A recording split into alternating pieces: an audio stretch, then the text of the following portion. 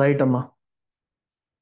So ఇవాల్టి editorial vocabulary and ఎనాలిసిస్కి స్వాగతం అందరికీ. సో ఈరోజు మీకు ఒక గ్రేట్ అనౌన్స్మెంట్తో నేను సెషన్ స్టార్ట్ చేస్తున్నాను.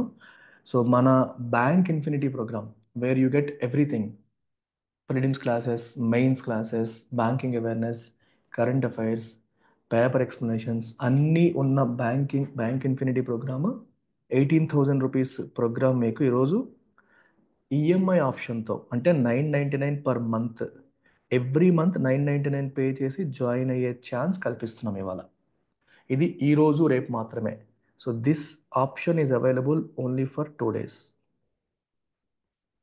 సో ఎవరైనా ఇంట్రెస్ట్ ఉంటే, ఫుల్ ప్రోగ్రామ్కి అప్గ్రేడ్ అవ్వాలి అనుకుంటే మీరు 1,000 రూపీస్ పే చేసి మీరు అప్గ్రేడ్ అవ్వచ్చు. ఆల్రెడీ ఇంగ్లీష్ ఇన్ఫినిటీ తీసుకున్న వాళ్ళు ఎవరైనా ఉంటే ఆ 1,000 కూడా 18,000 నుంచి మైనస్ చేసుకుంటాం. 1,000 కట్టు, మీరు ఇంకో 17 కడితే సరిపోతుంది. క్రెడిట్ కార్డు, డెబిట్ కార్డ్స్ ఏమీ ఇవ్వక్కర్లేదు. గూగుల్ పే, ఫోన్పే ద్వారా మీరు చేసుకోవచ్చు. ఒకవేళ మీరు డిస్కంటిన్యూ చేయాలనుకున్నా ఎనీ టైం మీరు డిస్కంటిన్యూ చేసుకోవచ్చు. ఆ 1,000 కడితే ఒక 1 మంత్ వస్తుంది, ఇంకో 1,000 కడితే ఇంకో 1 మంత్ వస్తుంది. అలా 18 months కడితే లైఫ్ టైం అయిపోతుంది. సో ఇది ఆప్షన్. ఎవరెవరైతే పే చేయలేరో, పెద్ద అమౌంట్ పే చేయలేకుండా స్ట్రగుల్ అవుతున్న వాళ్ళ కోసం, బ్యాంక్ ఆస్పిరెంట్స్ కోసం మాత్రం ఈ ఆప్షన్ అనేది ఇస్తున్నాం. సో ఏమైనా డౌట్ ఉంటే ఈ నెంబర్కి కాంటాక్ట్ చేయండి. మీరు యాప్లో కూడా మీరు పర్చేస్ చేయొచ్చు. యాప్లో కూడా 1 month ఆప్షన్ నేను పెట్టాను, 999 పెట్టి బ్యాంక్ ఇన్ఫినిటీ అని కొట్టండి, వస్తుంది. 1 month ఆప్షన్ చూస్ చేసుకోండి. ఇది ఇవాళ రేపు 2 days ఈ ఆప్షన్ ఉంటుంది. ఇంగ్లీష్ ఇంకా జాయిన్ కాని వాళ్ళు ఎవరైనా ఉంటే you can use the opportunity. Only English మాత్రమే ప్రాబ్లం అనుకునే వాళ్ళు 999 పే చేసి ఇంగ్లీష్ ఇన్ఫినిటీ తీసుకోవచ్చు. You get 3 months validity in this course. So ఇప్పుడు మీరు చూస్తున్న పీడిఎఫ్ మన ఎల్టీఎక్స్ బ్యాంక్ టెలిగ్రామ్ ఛానల్లో నేను అప్లోడ్ చేస్తున్నాను. You can download from there. మరి ఇవాళ ఎడిటోరియల్ వొకాబులరీకి వస్తే, first word of the day ఈరోజు మనం చూడబోయేది ఇవేడ్. ఇవేడ్ అంటే అర్థం ఏంటమ్మా? To escape or avoid, especially through cleverness or deceit. మోసపూరితంగా కానీ, తెలివితేటలు ఉపయోగించి కానీ ఎస్కేప్ అవడాన్ని, తప్పించుకోవడాన్ని మనం ఇవేడ్ అంటాం. సో తప్పించుకున్నారు. చాలా సందర్భాల్లో మీరు గమనిస్తే చూడండి, అది the politician try to evade responsibility for his actions. తను తీసుకున్న నిర్ణయాలు ఏవైతే ఉంటాయో దానికి ఆయన రెస్పాన్సిబిలిటీ తీసుకోవాలి. మనం తీసుకున్న నిర్ణయాలకి మనం రెస్పాన్సిబిలిటీ తీసుకోవడం అంటే బాధ్యత వహించడం అని అంటాం. చూడండి, దానికి ఒక వర్డ్ ఉంది. ఏంటిది? అకౌంటబిలిటీ, జవాబుదారీతనం అంటాం. ఆ అకౌంటబిలిటీ తను తీసుకున్నాడా లేదు, he try to evade responsibility. బాధ్యత తీసుకోకుండా తప్పించుకోవడానికి ట్రై చేశాడు. కొన్నిసార్లు కష్టమైన క్వశ్చన్స్ విలేకరులు, జర్నలిస్ట్ అడిగినప్పుడు పొలిటీషియన్లు వాటికి సరైన సమాధానం ఇవ్వకుండా తప్పించుకుంటారు. The try to evade giving straight answers. So evade అనేది ఆ రకంగా వాడతాం. సో సినోనిమ్స్ ఏంటి దానికి? సర్కంవెంట్, ఎల్యూడ్, షర్క్. షర్క్ అన్న తప్పించుకోవడం, దొరక్కపోవడం అనే మీనింగ్ వస్తుంది. ఎల్యూడ్ అనే పదం బాగుంటుంది మీకు, ఇది వినుంటారు మీరు. Elusive grapes, elusive grapes are sir. తెలుగులో కూడా దీనికి ఉంది, అందని ద్రాక్ష పొల్లన అని. ఎల్యూజివ్ అంటే something that you are unable to get hold of. దాన్ని మీరు సాధించలేక, అంటే మీ చేతికి అవి దొరకట్లేదు. అట్లాంటి గ్రేప్స్ ఎటువంటివి? దే ఆర్ సార్, అవి పొల్లన. అంటే మనకి అందని ద్రాక్ష పొల్లన అంటాం చూడండి, అక్కడ అలా ఇది వాడచ్చు. సో ఇఫ్ సంథింగ్, చాలామందికి గవర్నమెంట్ జాబ్ ఆస్పిరెంట్స్కి సక్సెస్ ఈజ్ ఎల్యూజివ్ అంటే అందట్లేదు, దగ్గరకు వస్తున్నట్టే ఉంటుంది కానీ దొరకట్లేదు, ఎల్యూజివ్గా ఉంది అంటాం. సర్కంవెంట్ అంటే మళ్ళీ అగైన్ తప్పించుకోవడం, దొరకకపోవడం అనే మీనింగ్ మనకి సర్కంవెంట్ వస్తుంది. ఫైండ్ ఏ వే అరౌండ్, ఒక అబ్స్టకల్కి దారి తప్పించుకొని వెళ్ళిపోవడం, దాన్ని దాటి వెళ్ళిపోవడం, లేదా ఒక ప్రాబ్లమ్ని ఓవర్కమ్ చేయడం అనే మీనింగ్లో సర్కంవెంట్ అనే పదాన్ని వాడతాం. అంటే సమస్య వచ్చిందని చెప్పి ఆగిపోకుండా సమస్య నుంచి ఎస్కేప్ అవ్వడం, అంటే కొంచెం పాజిటివ్ కాంటెక్స్లో కూడా సర్కంవెంట్ వాడవచ్చు.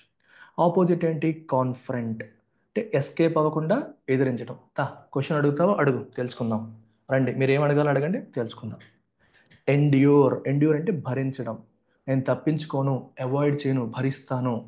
కంప్లై, కంప్లై అంటే ఫాలో అవ్వడం. కంప్లై అంటే మీనింగ్ ఏంటి? Yes, we will follow the rules, we will adhere. చెప్పినట్టు చేస్తాం, ఏమేం భయపడము, తప్పించుకోము, ఎస్కేప్ అవ్వము. అది ఈ రకంగా మనం ఇవేడ్ అనే పదాన్ని తీసుకోవచ్చు. Is that clear? ఏమైనా డౌట్ ఉంటే you can use chat box and ask. Second word adage. Adage అంటే ఏంటమ్మా? సామెత అంటాం చూడండి, సామెత, సేయింగ్. ఓకే, అందని ద్రాక్ష పొల్లన అన్నట్టు. అలాగే పరిగెత్తి పాలు తాగడం కంటే నిలబడి నీళ్ళు తాగడం మంచిది. దీపం ఉన్నప్పుడు ఇల్లు చక్కదిద్దుకోవాలి, ఇట్లాంటివి అంటారు. ఇవన్నీ కూడా adages. A wise saying or proverb that expresses a general truth. So general ట్రూత్ని ఎక్స్ప్రెస్ చేసే పెద్దలు చెప్పిన ఒక మాట, ఒక ప్రోవర్బ్ని మనం ఎడేజ్ అని చెప్పి అంటాం. సో దీనికి సినోనిమ్స్ ఏంటి? డిక్టమ్. డిక్టమ్ అంటే ఒక పెద్దలు చెప్పిన ఒక మాట, ఒక ఆర్డర్ అన్నట్టు. అంటే ఎగ్జాక్ట్గా ఆర్డర్ అనే మీనింగ్ కాదు, కానీ పెద్దలు చెప్పిన ఒక మాట అనే మీనింగ్లో మీరు తీసుకోవచ్చు. ఒక ఫార్మల్ ప్రొనౌన్స్మెంట్ అంటే ఒక అథారిటేటివ్ వాయిస్ నుంచి, వాళ్ళ నోటి నుంచి వచ్చిన ఒక ప్రొనౌన్స్మెంట్ని, ఒక మాటని. ఇప్పుడు మీకు ఆ సినిమాలో దేవసేన కాదు, శివగామి, నా మాటే శాసనం అంట చూడండి, ఆ రకంగా దాన్ని డిక్టమ్ అంటాం. సో తర్వాత ఎఫోరిజం. నెక్స్ట్ ఇంకొక పదం చూసారా? ఎఫోరిజం. ఎఫోరిజం అంటే అగైన్ ఇది కూడా ఒక జనరల్ అబ్జర్వేషన్, ఒక brief expression of a general truth. జనరల్గా అందరూ నమ్మేది అన్నట్టు. జనరల్గా అందరూ నమ్మేది అన్నట్టు. ఎగ్జోమాటిక్ అంటారు, అది కూడా జనరల్గా అందరూ నమ్మేవి. If something is axiomatic, if something is an axiom అంటే ఏంటమ్మా, దాన్ని క్వశ్చన్ చేయడానికి లేదు, అది క్వశ్చన్ చేయడానికి లేదు, అందరూ నమ్మేది అనే మీనింగ్ వస్తుంది. The adage honesty is the best policy is still relevant today. Honesty a best policy అనే ఎడేజ్ ఈ రోజు కూడా రిలవెంటే. అప్పుడు ఎప్పుడో తీసుకొచ్చిన ఎడేజ్ అది ఇప్పటికీ కూడా అది రిలవెంటే. నెక్స్ట్ ఏంటో ప్రోగ్రామ్. ప్రోగ్రామ్ కాదు, ప్రోగ్రామ్. ప్రోగ్రామ్ అంటే ఓచకోత అంటాం చూడండి, ఓచకోత. అండ్ ఆర్గనైజ్డ్ వైలెంట్ అటాక్ అనే పర్టికులర్ గ్రూప్, ఒక పర్టికులర్ గ్రూప్ని టార్గెట్ చేసి హింసాత్మకంగా ఆర్గనైజ్డ్గా వాళ్ళ మీద చేసే దాడిని మనం ఏమంటాం? ప్రోగ్రామ్ అంటాం. ఎస్పెషల్లీ రిలీజియన్ బేసిస్ మీద కావచ్చు, వాళ్ళ ఎథ్నిసిటీ బేసిస్ మీద కావచ్చు, వాళ్ళ జాతి, మతం, వర్గం, తెగ, ఇలాంటి వాటిని బేస్ చేసుకొని ఒక గ్రూప్ని టార్గెట్ చేస్తే దాన్ని ప్రోగ్రామ్ అంటాం. మసాకర్, కార్నేజ్, బ్లడ్ బాత్ లాంటి పదాన్ని సినోనిమ్స్గా చెప్తాం. మెసాకర్ అన్న ఓచకోత, ఓకే, ఎక్కువ మందిని ఒకేసారి చంపడాన్ని మనం మెసాకర్, ప్రోగ్రామ్ అనే పదాలతో చెప్తాం. కార్నేజ్ అన్న అంతే, ఒక వైలెంట్ హింసాత్మకమైన సంఘటనని మనం కార్నేజ్ అని చెప్పేసి అంటాం. సో ఇది the killing of a large number of people, destruction of life అని. యాంటోనిమ్స్ ఏంటి? Amnesty, refuge, protection. యామ్నెస్టీ అంటే ఏంటమ్మా? ప్రొటెక్షన్ ఫ్రమ్ పనిష్మెంట్ అన్నట్టు. రెఫ్యూజ్ అన్న ఒక ప్రొటెక్షన్ అనే మీనింగ్ వస్తుంది. సో ఇలాగే మీకు శాంక్చువరీ అనే పదం విన్నారా? శాంక్చువరీ అన్న మనకి ప్రొటెక్షన్ అనే మీనింగ్ వస్తుంది. వైల్డ్ లైఫ్ శాంక్చువరీ అంటారు కదా, వైల్డ్ లైఫ్కి ప్రొటెక్షన్ కల్పించే ఒక ప్రాంతం అన్నట్టు. సిమిలర్గా you might have heard this word sanctuary. లాగే హేవెన్ అనే పదం విన్నారా? హెవెన్ కాదు, హేవెన్.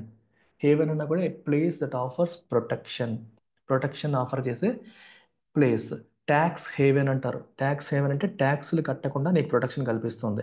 స్విట్జర్లాండ్, మన ఇండియన్ పొలిటీషియన్స్ చాలామంది డబ్బుల్ని స్విట్జర్లాండ్ బ్యాంకులో దాచుకుంటారు. స్విట్జర్లాండ్ వాళ్ళు అక్కడ ఎవరు దాచారు, ఎంత దాచారు అని చెప్పి ఏ గవర్నమెంట్కి ఇన్ఫర్మేషన్ ఇవ్వరు. అందుకే అదొక ట్యాక్స్ హేవెన్ అవుతుంది. అలాగే టెర్రరిస్టులకి పాకిస్తాన్ ఆశ్రయం కల్పిస్తుంది అనుకోండి, you can say Pakistan is a haven for terrorists, వాళ్ళని ప్రొటెక్ట్ చేస్తుంది అని చెప్పొచ్చు. సో హేవెన్, శాంక్చువరీ, రెఫ్యూజ్ ఇవన్నీ సిమిలర్గా వస్తాయి. రెఫ్యూజీ అనే పదం విన్నారా? శరణార్థి. రెఫ్యూజ్ అంటే శరణాలయం. Similar word ఎస్ఐలం. ఎస్ఐలం అన్న, రెఫ్యూజ్ అన్న, ఎస్ఈ కాదు జిఈ అన్న శరణాలయం. అంటే కష్టాల్లో ఉన్న వాళ్ళు, ప్రాబ్లంలో ఉన్న వాళ్ళకి ఆశ్రయం ఇచ్చే చోటు, వాళ్ళకి ఆశ్రయం ఇచ్చే చోటు అని అర్థం అనమాట. శరణాలయం అని మీనింగ్ వస్తుంది మనకి. సిమిలర్గా అసైలం అన్న అదే మీనింగ్. రెఫ్యూజీ అంటే శరణార్థి, శరణు కోరుకునే వ్యక్తిని శరణార్థి అంటాం. Is a refugee. క్లియర్? అర్థమైందా? I'm adding some additional words చెప్తూ మీకు ఇంకొన్ని చెప్తున్నాను. రైట్. నెక్స్ట్ వర్డ్ వచ్చేసి ర్యాన్సాక్. ర్యాన్సాక్ అంటే to search a place thoroughly but destructively. అంటే ఒక ప్లేస్ని మనం మొత్తం సర్చ్ చేస్తున్నాం, బట్ సర్చ్ చేసేటప్పుడు ఏం చేస్తారంటే ఇష్టం వచ్చినట్టు అక్కడక్కడ పడేయడం, ఇక్కడ తీసేయడం, ఒక పద్ధతిగా తీయడం, చూడడం, మళ్ళీ పెట్టేయడం అలా కాకుండా ఇసిరి పారేయడం. అన్ని ర్యాక్స్ నుంచి, అన్ని వాటి నుంచి, షెల్ఫ్ల నుంచి, బీరువాల నుంచి ఇష్టం వచ్చినట్టు తీసి పారేసి రోడ్డు మీద పడేసారు అనుకో, ఇంటి మీద పడేసారు అనుకో, దాన్ని ఏమంటాం? ర్యాన్సాకింగ్ అంటాం. సో సర్చింగే, కానీ ప్రాపర్గా, సిస్టమేటిక్గా, పద్ధతిగా కాకుండా డిస్ట్రక్టివ్గా చేసే సర్చింగ్ని మనం ఏమంటాం? ర్యాన్సాకింగ్ అంటాం. సో దీనికి సిమిలర్ వర్డ్స్ ప్లండర్. ప్లండర్ అంటే దోపిడీ, పిల్లేజ్ అన్న దొంగతనం చేయడం, ర్యావేజ్ అన్న అగైన్ ధ్వంసం చేయడం అనే మీనింగ్స్ వస్తాయి. ఓకే, ధ్వంసం చేయడం. ర్యావేజ్ అంటే ఏంటమ్మా, ధ్వంసం చేయడం అనే మీనింగ్. సివియర్గా డ్యామేజ్ చేయడం, డివాస్టేట్ చేయడం.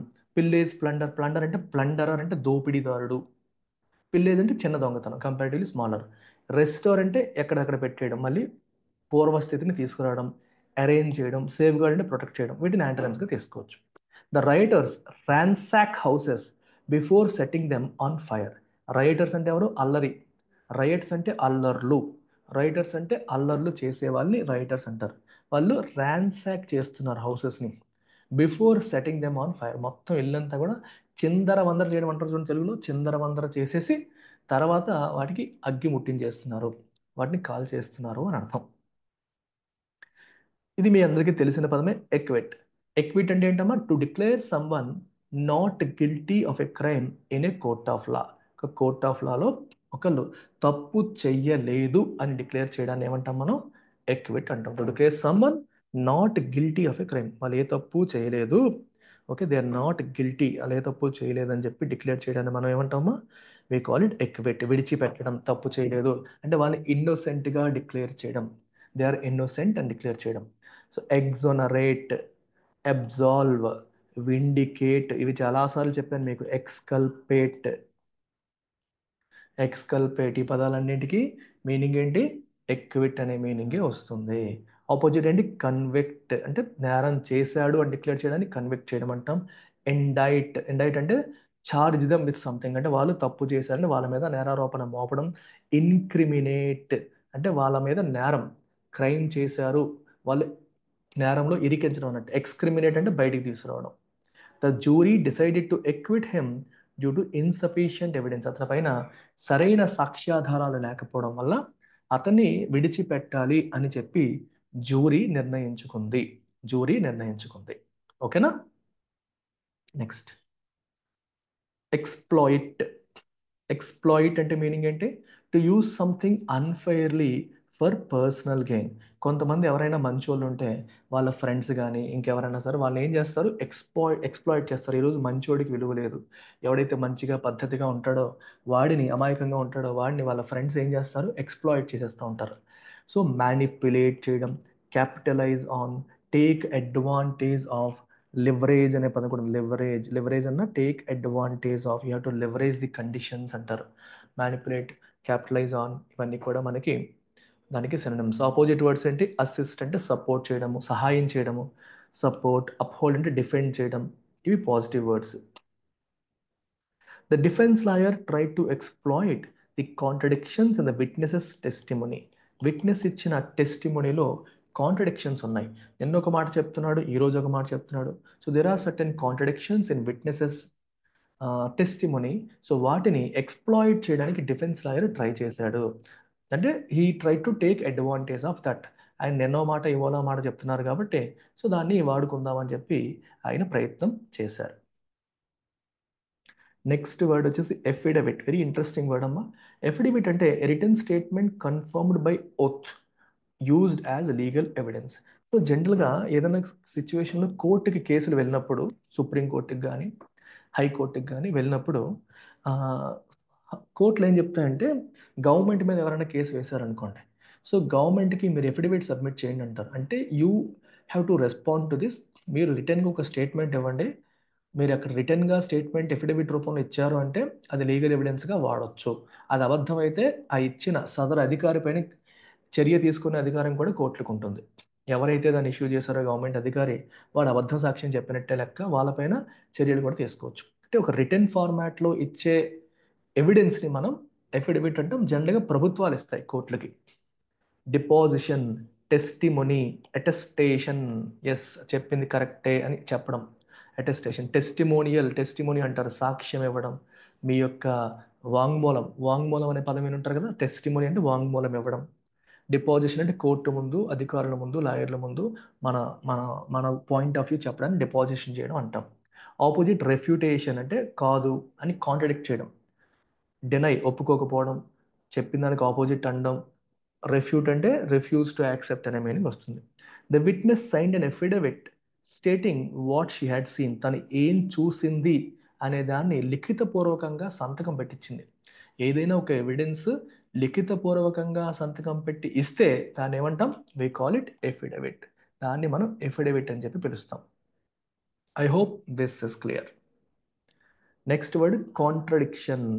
అంటే ఏంటంటే statement or situation that is the opposite of another. అంటే ఒకదానికి ఎగ్జాక్ట్ ఆపోజిట్గా ఉన్న స్టేట్మెంట్ని కానీ సిచ్యువేషన్ని కానీ మనం కాంట్రడిక్షన్ అంటాం. సో దీనికి సినోనిమ్స్ ఏంటి? Discrepancy, paradox, incongruity. డిస్క్రిపెన్సీ అంటే సింక్ అవ్వట్లేదు, అక్కడ ముందు చెప్పిన దానికి దీనికి సింక్ అవ్వట్లేదు, ఒకదానికి ఒకటి కన్సిస్టెంట్గా లేవు, డిస్క్రిపెన్సీ ఉంది అని చెప్పేసి అంటాం. మీరు చెప్తున్న లెక్కకి ఇక్కడ ఉన్నదానికి సంబంధం లేదండి, సింక్ అవ్వట్లేదండి, so there is some discrepancy అండి అంటారు. పారాడాక్స్ అంటే మనకి సెల్ఫ్ కాంట్రడిక్టరీ అంటాం. ఇప్పుడు పోలీస్ స్టేషన్లోనే దొంగతనం జరిగింది అనుకోండి, ఇట్ ఈస్ ఎ పారాడాక్స్. అంతేనా? పోలీస్ స్టేషన్లో దొంగతనం జరగచ్చా? పోలీస్ స్టేషన్లో దొంగతనం జరగకూడదు.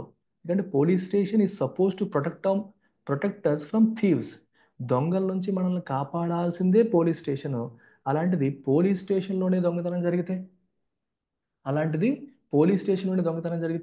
It's like A paradox. అలాంటి వాటిని మనం పారాడాక్స్ అని చెప్పేసి అంటాం. ఓకే, అది ఒక పారాడాక్స్ కింద మనం చెప్పొచ్చు. సో సెల్ఫ్ కాంట్రడిక్షన్ అనే మీనింగ్. ఆపోజిట్ అంటే కన్సిస్టెన్సీ, హార్మోనీ, కన్కార్డ్. హార్మోనీ అంటే harmonious, harmony. What is the meaning of harmony? అంటే వీఆర్ సామరస్యం అంటాం, మత సామరస్యం, రిలీజియస్ హార్మోనీ. ఒకరితో ఒకరు గొడవలు పడకుండా హార్మోనియస్గా ఉంటున్నారు. కన్కర్డ్ అంటే ఒప్పందం. ఓకే, డిస్కార్డ్ అంటే ఎదురువాడు చెప్పిందని విభేదించడం. కన్కర్డ్ అంటే ఒక మాట మీదకి రావడం. కన్సిస్టెన్సీ అంటే ఒకే పద్ధతిలో వెళ్ళిపోవడం. His statement contained a major contradiction, making his testimony doubtful. అతను వాంగ్మూలం ఇచ్చాడు, కానీ ముందు ఒక మాట చెప్పాడు, తర్వాత ఇంకో మాట చెప్పాడు. ఈ రెండు మాటలకి పొంతన లేదు. సో ఇది ఒక కాంట్రడిక్షన్ ఉంది కాబట్టి ఆయన టెస్టిమోనీ, ఆయన వాంగ్మూలం ఎంతవరకు చెల్లుతుంది అంటే డౌట్ఫుల్గానే ఉంది. ఆయన వాంగ్మూలం ఎంతవరకు చెల్లుతుందో మనం చెప్పలేము, డౌట్ఫుల్గానే ఉంది అనే మీనింగ్ వస్తుంది. నెక్స్ట్ వర్డ్ ఏంటి? కాంపౌండ్. కాంపౌండ్ మీనింగ్ అంటే ఏంటమ్మా?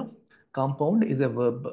సో కాంపౌండ్ అంటే to make a situation worse by adding to the problem. ఒక ప్రాబ్లమ్ ఇంకా పెద్దది చేయడం, ఒక సిచ్యువేషన్ ఇంకా వర్సన్ చేయడం. మీరు వినుంటారు అగ్రవేట్, ఎగ్జాసర్బేట్, యాంప్లిఫై. వీటన్నిటికీ మీనింగ్ ఏంటి? సమస్య పెద్దదవడం, చిరిగి చాటవడం, పుండు మీద కారం చల్లడం అంటాం.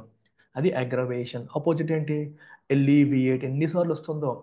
Mitigate, ameliorate. ఇంకా ఇంకా చెప్పండి similar words. Alleviate, mitigate, ameliorate, pacify. Okay, pacify లాంటి పదాలన్నీ కూడా మనకి దీనికి ఎగ్జాక్ట్ ఆపోజిట్ వర్డ్గా మనం చెప్తాం. పాలియేటివ్ అంటారు. పాలియేటివ్ అన్నా కూడా కొంచెం నొప్పి తగ్గించేలాగా, ఇబ్బంది తగ్గించేలాగా, అలాంటి మీనింగ్ మనం తీసుకుంటాం. The delay in justice compound the pain of victims. Compounds లేదా కాంపౌండెడ్ అనాలి. జస్టిస్ అంటే న్యాయం జరగడంలో జరిగిన డిలే అనేది విక్టిమ్స్ యొక్క ఫ్యామిలీస్, విక్టిమ్స్ అంటే బాధితుల యొక్క ఫ్యామిలీస్ యొక్క పెయిన్ని ఏం చేస్తుంది? అది ఇంకా ఎక్కువ చేస్తుంది, కాంపౌండ్ చేస్తుంది, ఇంకా పెద్దది చేస్తుంది. ఇంపెడిమెంట్ ఎన్నిసార్లు వచ్చిందమ్మా ఇది? రీసెంట్గా వస్తూనే ఉంది, ఆల్మోస్ట్ ఎవ్రీ ఎడిటోరియల్ ఈ పదం వస్తుంది. ఇంపెడిమెంట్ అంటే మీనింగ్ ఏంటి? డిస్ట్రక్ట్నా అబ్స్ట్రక్షన్. ఇంపీడ్ అంటే అబ్స్ట్రక్ట్, అడ్డంకి. Something that delays or prevents progress. ఒక ప్రోగ్రెస్ని ఆపేది లేదా డిలే చేసేదాన్ని మనం ఇంపెడిమెంట్ అంటాం. అబ్స్ట్రక్షన్, హిండ్రెన్స్, ఎన్కంబ్రెన్స్, ఇవన్నీ కూడా మనకి negative words. Okay, obstruction, hindrance, encumbrance. Opposite ఏంటమ్మా? Facilitation, catalyst. కెటలిస్ట్ అంటే స్పీడప్ అయ్యేలాగా చేసేదాన్ని కెటలిస్ట్ అంటారు. అడ్వాంటేజ్, ఉపయోగపడేది మనకి. అలాగే ఫెసిలిటేషన్ అంటే టు మేక్ సంథింగ్ హ్యాపెన్, జరిగేలా చేసేదాన్ని ఫెసిలిటేషన్ అంటాం. The lack of witnesses was a major impediment to the investigation. ఇన్వెస్టిగేషన్కి మేజర్ అడ్డంకి ఏంటి? ద ల్యాక్ ఆఫ్ విట్నెసెస్, సాక్షులు ఇనఫ్ లేకపోవడము. సాక్షులు లేకపోవడం అనేది దీనికి ఒక మేజర్ ఏంటమ్మా? ఇంపెడిమెంట్గా మనం చెప్పవచ్చు, అడ్డంకిగా చెప్పొచ్చు. నౌ కొన్ని ఇడియమాటిక్ ఎక్స్ప్రెషన్స్ ఉన్నాయి ఈ ఆర్టికల్లో వచ్చినవి, చూడండి. The wheels of justice grind slowly but grind exceedingly fine. అంటే అర్థం ఏంటి? న్యాయం, justice may take time but it is thorough and fire. మనకి న్యాయం అనేది జరగడానికి టైం పట్టొచ్చు, కానీ అది జరిగినప్పుడు త్వరగా పక్కాగా పద్ధతిగా జరుగుతుంది అని అర్థం. So though the case took years, the guilty were finally punished. ఈ కేసు కొన్ని సంవత్సరాలు తీసుకున్నప్పటికీ తప్పు చేసిన వాళ్ళకి చివరికి శిక్ష పడింది. Proving that the wheels of justice grind slowly but grind exceedingly fine. Late అయినా సరే చివరికి న్యాయం జరుగుతుంది అనే విషయాన్ని ఇంకొకసారి ఈ ఇన్సిడెంట్ ప్రూవ్ చేసింది అని అర్థం. A sliver of hope. A sliver of hope అంటే అర్థం ఏంటి? A very small chance or possibility of something good happening. A very small chance or possibility of something good happening మనం ఏమంటాం? ఎ స్లైవర్ ఆఫ్ హోప్ అంటాం. So even after decades the victims held on to a sliver of hope for justice. కొన్ని దశాబ్దాలు గడిచినప్పటికీ కూడా ఈ బాధితులు ఏదో నాకు న్యాయం జరుగుతుందని ఒక చిన్న హోప్, ఒక చిన్న పాసిబిలిటీ పట్టుకొని ఉన్నారు. వాళ్ళు వెయిట్ చేస్తూ ఉన్నారు అని అర్థం. సో క్విజెస్ అన్నీ కూడా మనకి యాప్లో అందుబాటులో ఉంటాయి. సో మీరు ప్రాక్టీస్ చేయొచ్చు. ప్రతిరోజు ఎడిటోరియల్ పైన వచ్చిన ప్రతి వర్డ్కి మీరు క్విజెస్ ప్రాక్టీస్ చేయడానికి అవకాశం ఇక్కడ కల్పిస్తున్నాం. నెక్స్ట్ చూడండి అమ్మా. ఇంగ్లీష్ ఇంకా జాయిన్ కాని వాళ్ళు you can make use of this course English infinity. 999కి మీకు 3 months వ్యాలిడిటీ వస్తుంది. You can check how beautiful the course is. ఎడిటోరియల్లోకి వచ్చేస్తే లైన్ బై లైన్ ఎక్స్ప్లెనేషన్లో మనం స్లో అండ్ అన్స్టడీ అనే ఎక్స్ప్రెషన్ని తీసుకొని ఈ ఎడిటోరియల్ చూద్దాం. Slow, unsteady. స్లోగా జరిగింది, స్టడీగా ఉందంటే స్టడీగా లేదు, అన్స్టడీగా ఉంది. Influential criminals should not be allowed to evade justice indefinitely. బాగా ఇన్ఫ్లుయెన్స్ చేయగలిగే క్రిమినల్స్ ఉన్నారు, నేరస్తులు. వాళ్ళకి జస్టిస్ అంటే వాళ్ళు చేసిన దానికి శిక్ష పడకుండా, అంటే బాధితులకి న్యాయం జరగకుండా, న్యాయం నుంచి వాళ్ళు తప్పించుకోకుండా, ఇండెఫినెట్గా తప్పించుకోకుండా మనం ఆపాలి. చాలామంది బాధితులకి న్యాయం జరగకుండా, చట్టం తన పని తాను చేసుకొని వెళ్ళనీయకుండా, పూర్తి స్థాయిలో జస్టిస్ జరగకుండా వాళ్ళు తప్పించుకునే పరిస్థితులు ఉన్నాయి. అది జరగకుండా మనం చూడాలి. ద ఎడేజ్ అంటే సేయింగ్, అంటే పెద్దల మాట, సామెత అలాగా. That the wheels of justice grind slowly but grind exceedingly fine may be true. అంటే justice may be delayed, late అయితే అవ్వచ్చు, కానీ ఫైనల్గా ఎవరికి న్యాయం జరగాలి అది ప్రాపర్గా జరుగుతుంది అనేది సేయింగ్. ఇది నిజం అవ్వచ్చు. But there are times when punishment for crimes comes so late. అంటే చేసిన తప్పుకి పనిష్మెంట్ ఎంత లేట్గా వస్తుంది అంటే that it is hardly recognisable as justice. అసలు దాన్ని జస్టిస్ అని కూడా మనం రికగ్నైజ్ చేయలేము. It is hardly recognisable as justice. అంటే ఎంత లేట్గా జరిగితే అసలు దాన్ని జస్టిస్ అనుకోగలమా అంటే అనుకోలేము అని అర్థం. The patience of a families long wait for justice may have been rewarded this week. ఒక కుటుంబం కొన్ని సంవత్సరాలుగా వెయిట్ చేస్తూ ఉంది. ఆ కుటుంబం యొక్క పేషెన్స్, ఓపిక ఏదైతే ఉందో, పేషెన్స్ అంటే సహనం, జస్టిస్ కోసం న్యాయం జరుగుతుంది అని ఓపికగా వెయిట్ చేసిన కుటుంబానికి చివరికి ఈ వారానికి రివార్డ్ జరిగింది. ఈ వారంలో రివార్డ్ జరిగిందంటే అర్థం ఏంటి? వాళ్ళకి న్యాయం జరిగినట్టుగా జరిగి ఉండొచ్చు.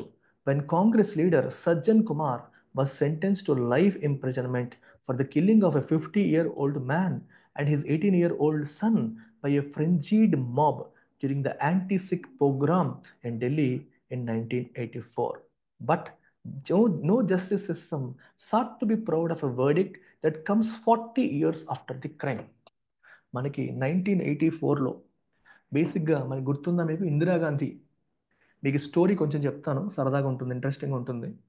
1970స్లో మనకి లేట్ 1970s ఎర్లీ 1980స్లో we have this movement called Khalistan moment.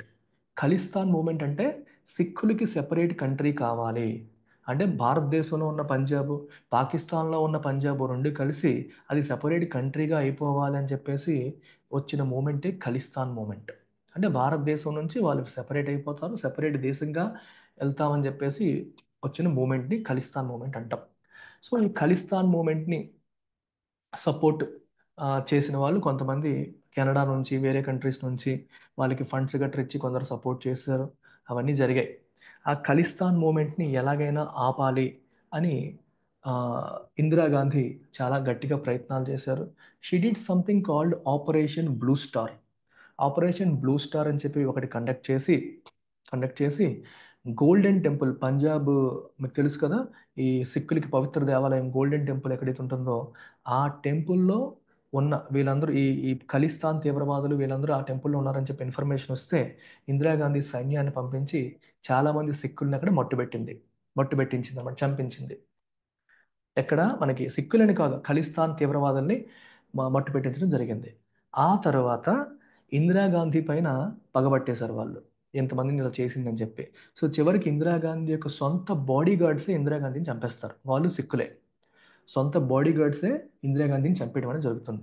ఎప్పుడైతే ఇందిరాగాంధీని చంపేస్తారో ఆనాటి కాంగ్రెస్ ప్రభుత్వం, మరి ఇందిరాగాంధీ ప్రైమ్ మినిస్టర్గా ఉన్నప్పుడే చనిపోయారు, కాంగ్రెస్ ప్రభుత్వం ఏం చేసిందంటే యాంటీ సిక్ రయట్స్, ఢిల్లీలో సిక్కులకు వ్యతిరేకంగా రయట్స్ అల్లర్లు జరిగాయి, వాటిని గవర్నమెంట్ సపోర్ట్ చేసింది. అంటే అఫీషియల్గా కాకపోయినా అన్అఫీషియల్గా వదిలేసింది అనమాట. అంటే దొరికిన సిక్కుల్ని దొరికినట్టుగా చంపుకెళ్ళిపోతుంటే ప్రభుత్వం చూసి చూడనట్టుగా వదిలేసింది.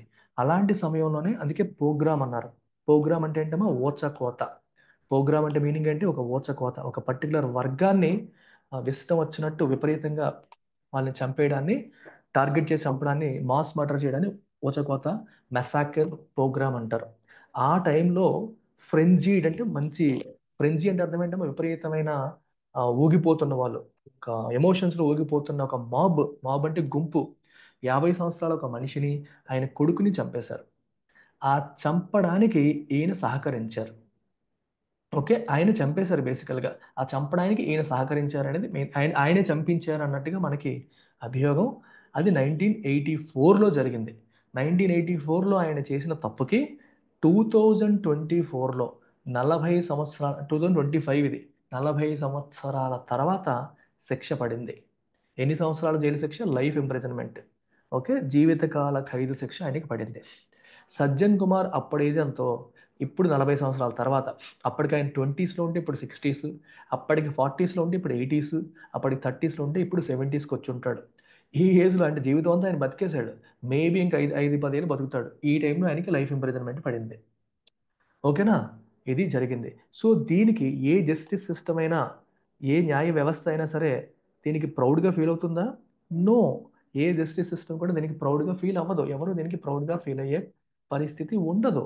ఇంత లేటుగా జరగకూడదు, జరిగేది చాలా ఎర్లీగా జరగాలి. ఇది చాలా లేటుగా జరిగింది, న్యాయం జరిగింది కానీ చాలా లేట్ అయింది. So this is the second case in which Mr Kumar, then a Congress member of parliament, has been found guilty of leading a mob. ఇది ఫస్ట్ టైం ఏమీ కాదు, ఈయన ఇంతకుముందు కూడా ఈ తప్పు చేసినట్టు ఈయన పైన అభియోగాలు అనేవి ఉన్నాయి. ఆయన ఒక ఒక ఒక గుంపుని ఆయన లీడ్ చేసి ఆ గుంపుతో జనాల్ని చంపించారు అని చెప్పి ఆయన పైన అభియోగం. ఇది రెండో కేసు, మొదటి కేసు కాదు. గిల్టీ అంటే తప్పు చేశారని.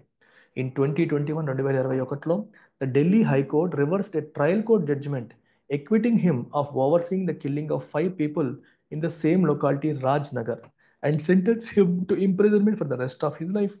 ఓకే, 2021లో ఏం జరిగిందంటే ట్రయల్ కోర్ట్ అంటే కేసు మొట్టమొదటిగా ఎక్కడైతే టేకప్ చేస్తారో ఆ కేసుని ట్రయల్ కోర్ట్ అంటారు. ట్రయల్ అంటే విచారణ అని అర్థం. ఆ కోర్టు జడ్జిమెంట్ని, ఆ కోర్టు ఏం చెప్పింది, ఈయన ఏ తప్పు చేయలేదని చెప్పి ఎక్విట్ చేసింది. ఎక్విట్ అంటే ఆయన విడిచిపెట్టేసింది. అప్పుడు వీళ్ళు దాన్ని ఢిల్లీ హైకోర్టులో ఛాలెంజ్ చేస్తే ఢిల్లీ హైకోర్టు ట్రయల్ కోర్ట్ జడ్జిమెంట్ని రివర్స్ చేసింది. రివర్స్ చేసి ఆయనకి లైఫ్ ఇంప్రిజన్మెంట్ విధించింది. ఓకే, అయితే ట్రయల్ కోర్టు ఆయన పైన కేసు ఏంటి, 5 పీపుల్ని ఆయన చంపించారని. ఓవర్సీ అంటే పర్యవేక్షణ చేయడం, పర్యవేక్షించడం అంటాం. 5 ఆయన చంపించారు అనేది main thing.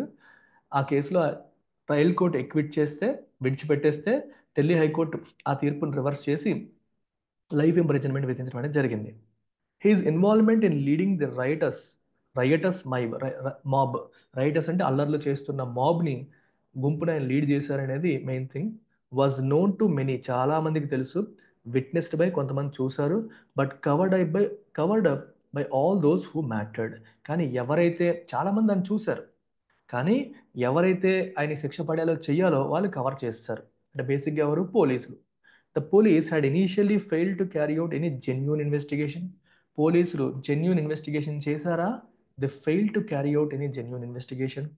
Registered omnibus first information reports for many separate incidents. రకరకాల ఇన్సిడెంట్స్కి కలిపి ఓమ్నిబస్ అంటే ఒకటే, అన్నిటికీ కలిపి ఎఫ్ఐఆర్ ఒకటే, ఒకే ఎఫ్ఐఆర్ లాగా ఫైల్ చేశారు. డిస్కరేజ్డ్ కంప్లైనెంట్స్, ఎవరైతే కంప్లైంట్ చేయడానికి ముందుకు వస్తున్నారో వాళ్ళని డిస్కరేజ్ చేశారు. అండ్ విట్నెసెస్కి కూడా డిస్కరేజ్ చేశారు from naming or describing the assailant. Assailant అంటే దాడి చేసిన వాళ్ళు, అసైలెంట్ అంటే దాడి, అసైలెంట్ అంటే దాడి చేసేవారు. దాడి చేసే వాళ్ళ పేర్లు కూడా వాళ్ళతో చెప్పనీయకుండా, వాళ్ళ పేర్లు కూడా చెప్పనీయకుండా ఏం చేశారమ్మా వీళ్ళు, వాళ్ళని డిస్కరేజ్ చేయడం అనేది జరిగింది. And only recorded the loss of property and belongings looted by the mobs that ransacked houses before burning them. అంటే లాస్ ఆఫ్ ప్రాపర్టీ, బిలాంగింగ్స్ గురించి మాత్రమే రికార్డ్ చేస్తున్నారు. ఇంత ఓకే, ఎంత ఆస్తి పోయింది, వాళ్ళ బిలాంగింగ్స్ పోయాయి, ఈ మాబ్స్ లూట్ చేశారు, దొంగిలించుకొని వెళ్ళిపోయారు. అండ్ వీళ్ళు ఏం చేశారు, ఇళ్ళని తగలబెట్టే ముందు ర్యాన్సాక్ చేశారు. ర్యాన్సాక్ అంటే మొత్తం చిందరవందర చేసేసి, ఉన్నవన్నీ పీకి పారేసి తర్వాత ఇల్లు తగలబెట్టేశారు. ఈ లోపు దోపిడీ కూడా చేస్తారు, చిందరవందరగా పడేసి విలువైన వస్తువులని దోచుకుంటూ వెళ్ళిపోయారు. ఆ వాటిని మాత్రమే రికార్డ్ చేశారు కానీ ఈ చావుల్ని రికార్డ్ చేయలేదు. హవెవర్ పబ్లిక్ అవుట్క్రై అంటే ప్రజల యొక్క కోపం, ప్రజల యొక్క ఆగ్రహావేశం, పొలిటికల్ యాక్టివిజం, రాజకీయ పార్టీలు కూడా యాక్టివ్గా దీని గురించి మాట్లాడడం, and the change of resume over the years. చాలా కాలం పాటు దేశంలో కాంగ్రెస్ ప్రభుత్వాలే ఉన్నాయి, కానీ గత కొన్ని సంవత్సరాలుగా ఆ ప్రభుత్వం మారడం have ensured that there were mechanisms from time to time to reopen closed probes. So already close అయిపోయిన కేసెస్ని మళ్ళీ రీఓపెన్ చేయడానికి ఎనఫ్ మెకానిజమ్స్ ఉండేలాగా ఈ ప్రభుత్వాలు మారడం అనేది సహాయపడింది. అండ్ రికార్డ్ టెస్టిమనీని రికార్డ్ అంటే వాంగ్మూలాన్ని రికార్డ్ చేసే అవకాశాలు అది కల్పించింది. The Justice Ranganath Mishra Commission, the Justice Nanavati Commission, and the Jain Agarwal Committee. Okay, వీళ్ళంతా కూడా టెస్టిమోనీని రికార్డ్ చేయడం అనేది జరిగింది. ప్రోబ్స్ ఓపెన్ చేసి సాక్షుల యొక్క వాంగ్మూలాన్ని రికార్డ్ చేశారు. Affidavits filed before these panels, ఈ ప్యానల్స్ ముందు ఫైల్ చేసిన ఎఫిడవిట్స్ అంటే return statements, purported contradictions in them. Contradictions అంటే ఏంటంటే ఒక్కొక్కరు ఒక్కో రకంగా చెప్పడం అనేది జరిగింది.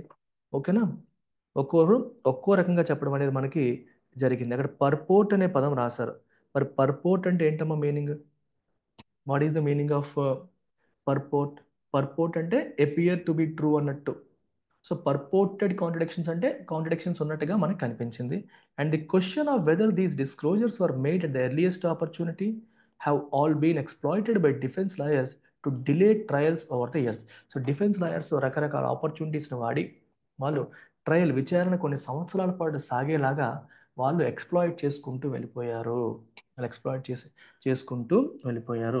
అంటే ఇక్కడ పాయింట్ ఏంటంటే ఒక వ్యక్తి యొక్క వాంగ్మూలాన్ని మనం ఎర్లియస్ట్ ఆపర్చునిటీ అంటే ఫస్టే తీసేసుకోవాలి. అంటే ఎప్పుడు మొదట ఆపర్చునిటీ వస్తే అప్పుడే తీసేసుకోవాలి. ఎందుకంటే లేట్ అయ్యే కొద్దీ ఆ వాంగ్మూలం మారిపోయే అవకాశం ఉంటుంది. వాళ్ళని ఎవరైనా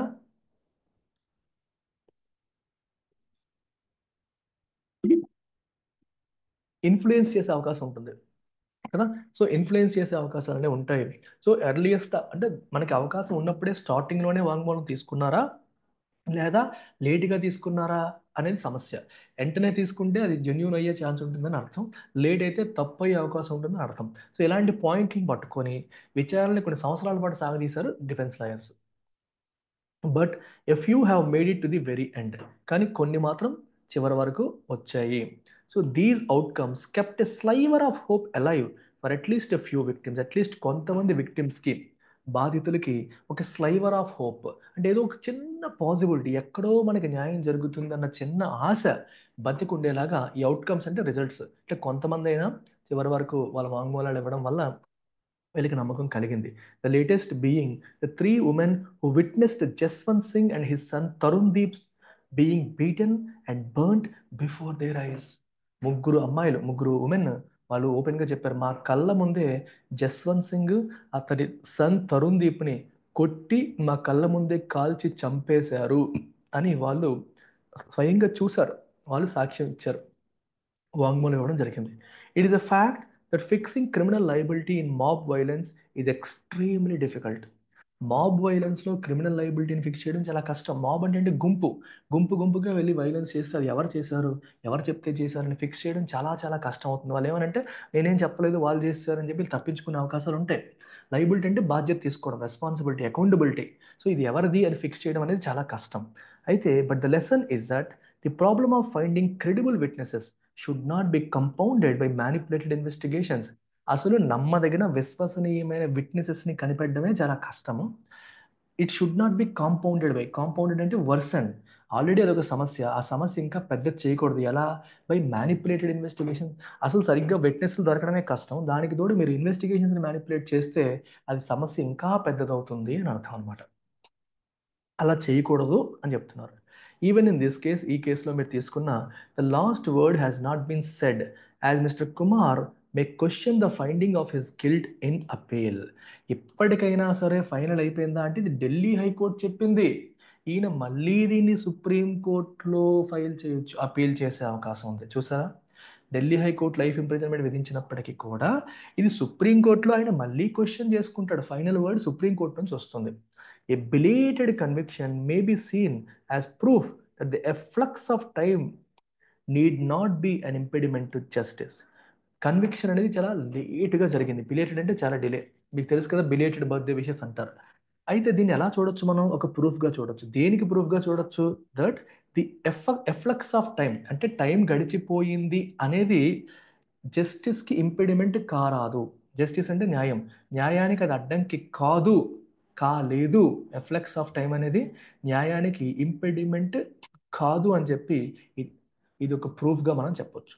belated conviction may be same as proof the efflux of time need not be an impediment to justice. Or one may wonder if it is inevitable అంటే unavoidable that influential people can evade the law, అంటే తప్పించుకుంటారు long enough so that they have a full and untrammeled political career before their role is proved. వాళ్ళ role అనేది prove అయ్యే లోపు అసలు ఎటువంటి problem లేకుండా ఫుల్ కెరియర్ అంతా కూడా అయిపోయి అంట్రామెల్డ్ అంటే నాట్ డిప్రైవ్డ్ ఆఫ్ ఫ్రీడమ్. నీ ఫ్రీడమ్కి ఎటువంటి రెస్ట్రిక్షన్ లేదు, నీ స్వేచ్ఛకి ఎటువంటి రెస్ట్రిక్షన్ లేదు, ఎటువంటి రెస్ట్రిక్షన్ లేకుండా కంప్లీట్ పొలిటికల్ కెరియర్ అనేది అంతా ఎంజాయ్ చేసి లాని ఇవేడ్ చేసి తప్పించుకోగలుగుతారు అనేది మనకి ఇప్పుడు కనిపిస్తోంది. అది అలా తప్పించుకోవడం అనేది ఇన్ఎవిటబుల్లా, అది అన్అవాయిడబుల్లా, మనం అసలు దాన్ని ఆపలేమా, ఇన్ఫ్లుయెన్షియల్ పీపుల్ వాళ్ళకి శిక్ష పడేలాగా చేయలేమా అనే ప్రశ్నలు అనేవి వచ్చేస్తున్నాయి, అనే క్వశ్చన్స్ వస్తున్నాయి అని చెప్పి మనకి ఇక్కడ తెలుస్తుంది. వాళ్ళు తప్పు చేశారని ప్రూవ్ అయ్యే లోపే వాళ్ళ జీవితం అంతా అనుభవించేసి చివరి స్టేజ్కి వచ్చేస్తారా అనే సిచ్యువేషన్ కూడా మనకి ఇక్కడ కనిపిస్తుంది. రైట్ అమ్మా? సో ఇది ఈ స్టోరీ. నౌ సో దీనిపైన క్వశ్చన్స్ మీరు తీసుకుంటే, what is the tone of the author? మీరు చెప్పొచ్చు, you can use chat box. What is the tone of the author in the passage? Is it neutral and detached? Is it critical and analytical? Is it optimistic and encouraging? Or is it humorous and sarcastic? It is critical and analytical. ఇది క్రిటికల్గా అనలిటికల్గా ఉన్న tone, ఇది మనం ఈజీగా చెప్పొచ్చు. Second question, try this. Main idea. What is the main idea of the passage? చెప్పండి.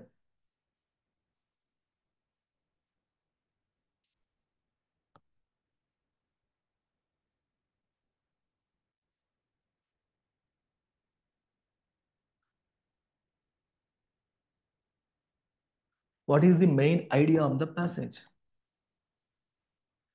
The judiciary is completely ineffective in delivering justice? No. కంప్లీట్గా జుడిషియరీని తిట్టడం అనేది మెయిన్ ఐడియానా? కాదు. అండ్ కంప్లీట్లీ ఇన్ఎఫెక్టివ్, జనరల్గా ఇలాంటివి వచ్చినప్పుడు ఏం చెప్తున్నాను? ఎక్స్ట్రీమ్ ఆన్సర్స్ 99% అవ్వవు. Influential criminals can always escape justice permanently. ఇది మీకు కరెక్ట్లా అనిపిస్తోంది, కానీ పర్మనెంట్లీ అన్నారు. టెంపరీగా వాళ్ళు ఎస్కేప్ అవ్వచ్చు, పర్మనెంట్గా వాళ్ళు ఎస్కేప్ అవ్వగలరా? నో, అవ్వలేరు. ఏదో రోజు దొరుకుతారు, పర్మనెంట్గా అవ్వలేరు. Delayed justice raises concerns about fairness and accountability. Justice delay అవ్వడం అనేది ఫెయిర్నెస్ అండ్ అకౌంటబిలిటీ విషయంలో కన్సర్న్స్ రైజ్ చేస్తుంది. అంటే అంత లేట్గా మనకి జస్టిస్ అయితే అసలు ఇది జరిగినట్టేనా? న్యాయం జరిగినట్టు అనుకోవాలా, జరగనట్టు అనుకోవాలా? అసలు అకౌంటబిలిటీ ఫిక్స్ అయినట్టేనా? అతను బాధ్యత వహించినట్టేనా? జీవితం అంతా అనుభవించాడే, అతని లైఫ్ అంతా ఎంజాయ్ చేసేసాడే, ఇప్పుడు చివరి రోజుల్లో శిక్ష వేస్తే ఏమైనా ఉపయోగం ఉందా? అంటే అసలు న్యాయం జరిగినట్ట జరగనట్ట అనే కాంటెక్స్ట్ వస్తుంది. ఎస్, ఇది పర్ఫెక్ట్గా మెయిన్ ఐడియా అని మనం చెప్పొచ్చు. The 1984 anti Sikh riots were the only instance of mob violence in India. అదొక్కటే ఇండియాలో మాబ్ వైలెన్స్ జరిగింది, మనకి తెలీదు వేరే చోట కూడా జరిగిందా జరగలేదని చెప్పలేదు మనకి. That was the only instance అని చెప్పాల్సి ఇది తప్పు. సో దీనికి ఆన్సర్ ఏంటమ్మా? మెయిన్ ఐడియా క్వశ్చన్కి ఆన్సర్ ఏంటి? C. It is not B, it is C. What can be inferred from the passage? ఈ ప్యాసేజ్ నుంచి మనం ఏమి ఇన్ఫర్ చేయొచ్చు? What can you infer from this passage? ఈ ప్యాసేజ్ నుంచి మనం ఏం చెప్పొచ్చు? The police and judiciary intentionally delayed the trial of Sajjan Kumar అని చెప్పొచ్చా? Political influence played a role in obstructing justice for decade అని చెప్పొచ్చా? Victims families had given up hope before the final conviction. వాళ్ళు గివప్ చేశారా? No, they had a sliver of hope అన్నాడు, give up చేయలేదు. No mechanisms were in place to reopen the cases. No, mechanisms ఉన్నాయి. So 1 and 2లో ఏది better చెప్పండి? Police judiciary ఇంటెన్షనల్గా delay చేశారా? నో. పొలిటికల్ ఇన్ఫ్లుయెన్స్ అనేది జస్టిస్ జరగకుండా చాలా కాలం పాటు ఆపింది అని మనం చెప్పొచ్చు. పొలిటికల్ ఇన్ఫ్లుయెన్స్ అనేది చాలా కాలం పాటు జస్టిస్ జరగకుండా ఆపేసింది, న్యాయం జరగకుండా ఆపింది. రాజకీయంగా ఆయన కొన్ని ఇన్ఫ్లుయెన్స్తో ఆయన, అందుకే చెప్పారు ఇన్ఫ్లుయెన్షియల్ పీపుల్ అన్నారు, న్యాయం జరగకుండా ఆపగలిగారు. Which assumption underlies the author's argument? Author యొక్క ఆర్గ్యుమెంట్ వెనకాల ఎజంప్షన్ ఏంటి అంటే ఆథర్ యొక్క పాయింట్ ఆఫ్ వ్యూని సపోర్ట్ చేస్తున్న స్టేట్మెంట్ ఏంటి? Justice delayed is equivalent to justice denied. Author చెప్పాలనుకుంటుంది అదేనా? ఇంత లేటుగా జస్టిస్ జరిగితే ఉపయోగం ఏముంది అని అంటున్నాడు కదా ఆధార్. అది నిజంగా నో జస్టిస్ సిస్టమ్ దీన్ని యాక్సెప్ట్ చేస్తుంది, దీన్ని జస్టిస్గా చూడదు అంటున్నాడు. ఒక రకంగా justice delayed is justice denied అని చెప్పినట్టే కదా. ఇదే ఆయన పాయింట్ ఆఫ్ వ్యూలో కనిపిస్తుంది. Only mob violence cases face legal delays. Mob violence cases మాత్రమే లీగల్ డిలేస్ ఫేస్ చేస్తాయా? Extreme and out of context, వేరే కేసుల గురించి చెప్పలేదు. Influential individuals should not be tried for old crimes. పాత తప్పులకి వాళ్ళపైన ట్రైడ్ అంటే వాళ్ళపైన విచారణ చేయకూడదు. అవునా? చేయకూడదని చెప్తున్నాడు author. A slow justice system is better than no justice at all. అవునా? జస్టిస్ లేకపోవడం కన్నా స్లోగా ఉండడం బెటర్ అని చెప్పారా? లేదా ఎంత లేటుగా ఇవ్వడం అనేది జస్టిస్ డినై చేసినట్టుగానే చెప్పారా? అంటే మొదటి పాయింటే చెప్పారు ఆయన. Justice delayed is equal to justice denied అనే చెప్పారు. ఓకేనా? So answer is a.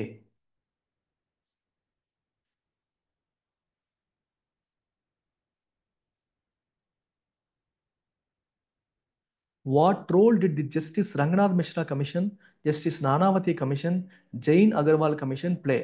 ఈ మూడు కమిషన్స్ ఏ రోల్ ప్లే చేసాయి? They helped in covering up క్రైమ్సా? No. They reopen investigations and recorded new testimonies. Correct. వాళ్ళు మళ్ళీ ఇన్వెస్టిగేషన్స్ ఓపెన్ చేసి కొత్త వాంగ్మూలాన్ని రికార్డ్ చేశారు. According to the passage, why was it difficult to convict Sajjan Kumar earlier? ఎందుకు సజ్జన్ కుమార్ని ఇంతకు ముందు కన్విక్ట్ చేయలేకపోయాము? Judiciary refuse to take up case? No. Public did not demand? No.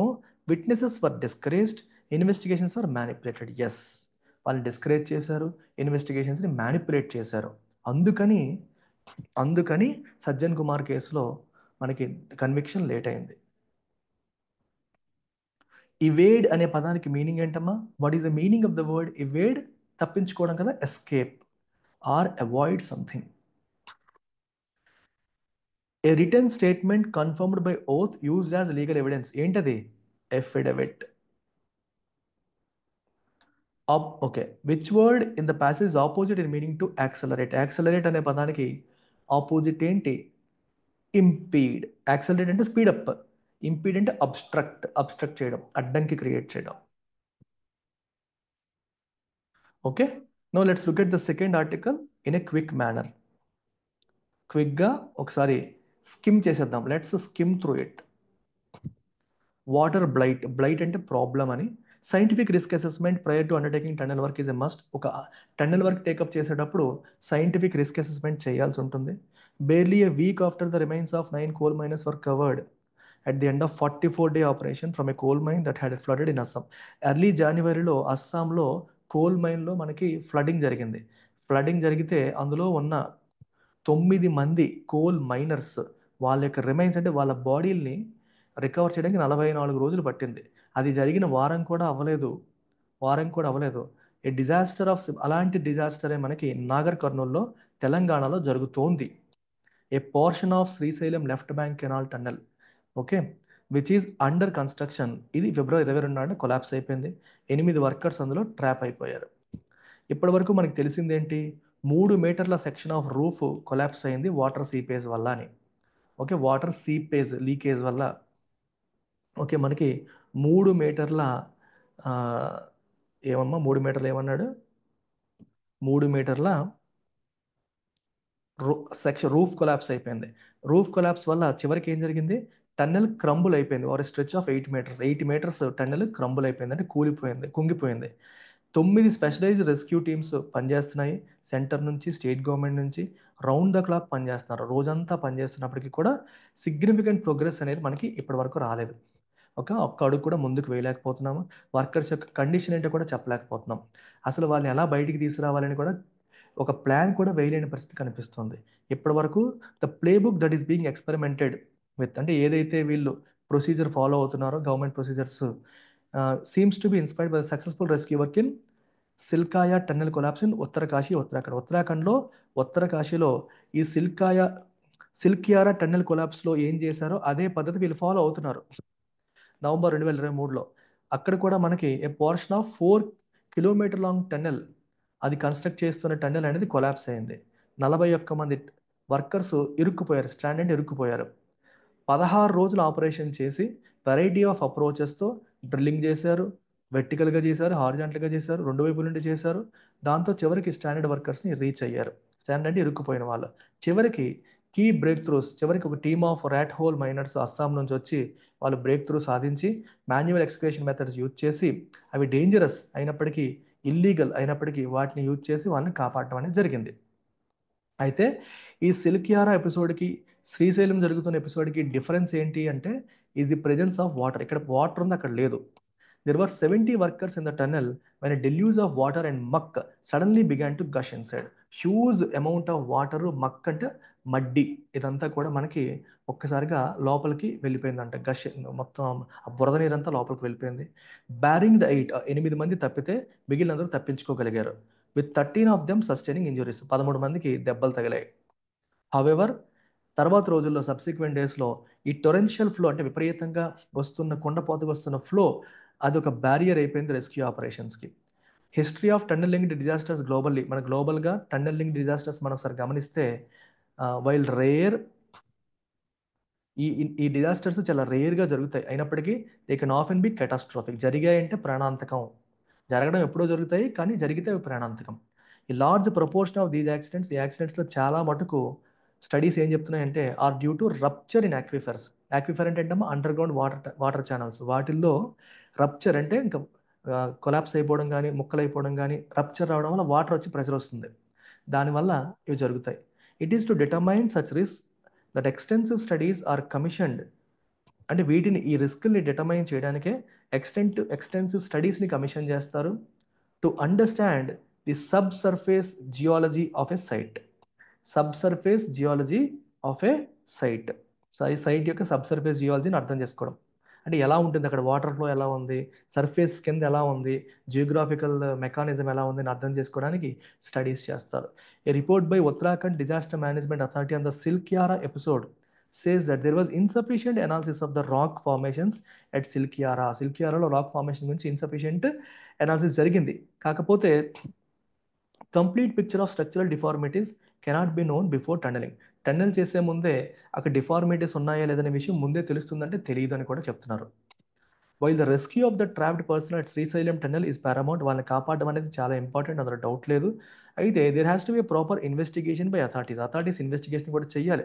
Collapse ఎందుకు జరిగిందనే విషయం కూడా తెలుసుకోవాలి. ఒకవేళ అండ్ యాక్షన్ తీసుకోవాలి. Evidence emerges of tardy pre tunnelling analysis. ఒకవేళ నిజంగానే టన్నెల్ తవ్వే ముందే అనాలిసిస్ అనేది సరిగ్గా చేయలేదు, టార్డీగా చేశారు, సరిగ్గా చేయలేదని ఏమైనా అనిపిస్తే, ఒక్క నిమిషం. ఓకే, వాళ్ళు సరిగ్గా చేయలేదని అనిపిస్తే వాళ్ళ మీద యాక్షన్ కూడా తీసుకోవాలని చెప్పి ఫైనల్గా ఈ ఆర్టికల్ చెప్తుంది. సో చెప్పండి ఇప్పుడు answer.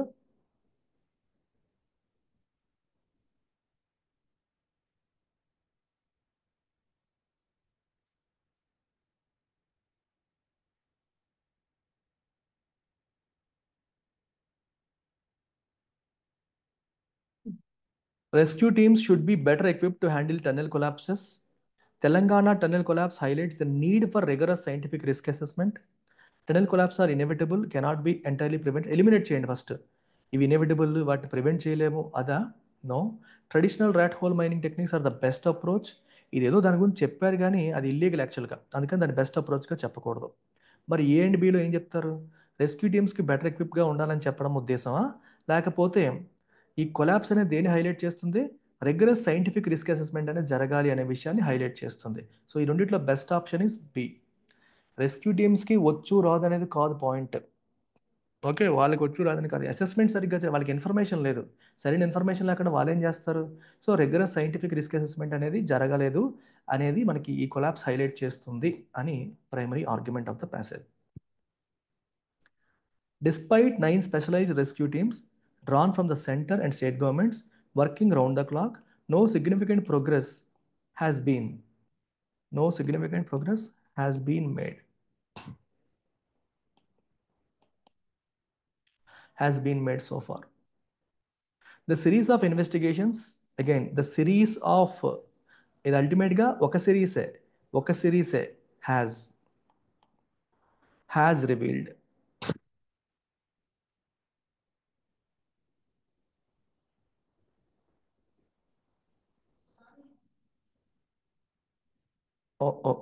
Okay, series of investigation అంటే చాలా investigations have revealed that insufficient geological analysis was conducted before the tunnel construction, which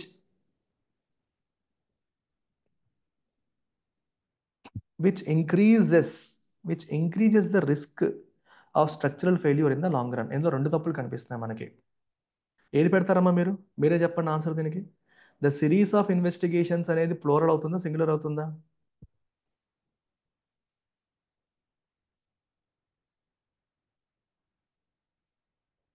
చెప్పండి. Is that plural or singular? A series అనేది సింగులరే, సో ఇక్కడ హ్యాజ్ ఏ, ఒకటే series at the end of the day. కాకపోతే a series of అనేది లేదా the series of అనేది ఎప్పుడు సింగులర్గానే వాడాలి. మరి విచ్ ఇంక్రీజ్ అన్నాడు, దీని సంగతి ఏంటి?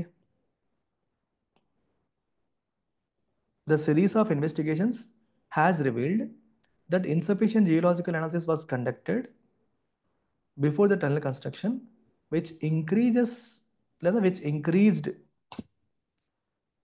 ఇదేమో ప్లోరల్లో ఉంది, పాస్ట్ టెన్స్లో ఉంది.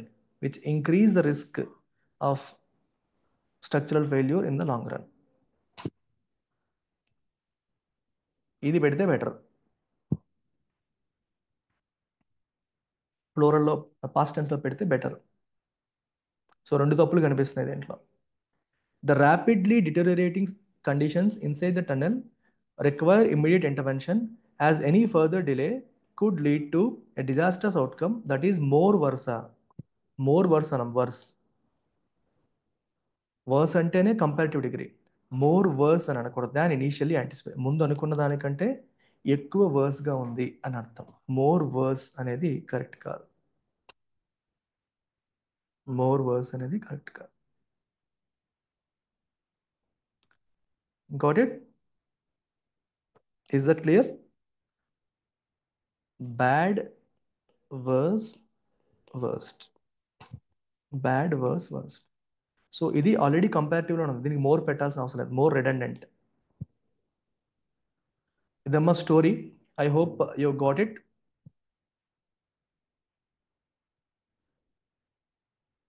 Take care, bye.